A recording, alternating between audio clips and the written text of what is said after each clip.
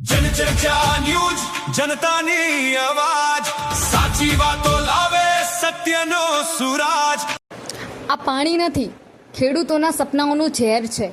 રાષ્ટ્રીય ધોરીમાર્ગ નંબર 8 પર ડરન રોડ નજીક સોગરી માતા મંદિર આગળ છેલ્લા 10 વર્ષથી ગંદકીની એક એવી કહાની લખાઈ રહી છે જેને જોઈ લોકો પણ હચમચી ઉઠ્યા છે। નગરપાલિકાની ગટરના ગંદા પાણીનો પ્રવાહ સીધો ખેતીની જમીનમાં છોડાઈ રહ્યો છે અને જેના કારણે સોનાથી પણ કિંમતી જમીન આજે બિનઉપયોગી બની ગઈ છે।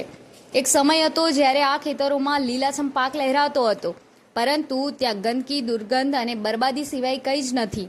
ખેડૂતો કહે છે કે અનેક વખત નગરપાલિકાઓમાં અરજીઓ કરી, અધિકારીઓને પણ રજૂઆત કરી, પરંતુ દર વખતે મળ્યું તો ફક્ત આશ્વાસન। ગટરના ગંદા પાણીથી માત્ર ખેતી જ નહીં, આસપાસના લોકોના સ્વાસ્થ્ય પર પણ ગંભીર અસર પડી રહી છે। ખેડૂતો જનચર્ચા ન્યૂઝ જનતાની અવાજ સાચી વાતો લાવે સત્યનો સુરાજ।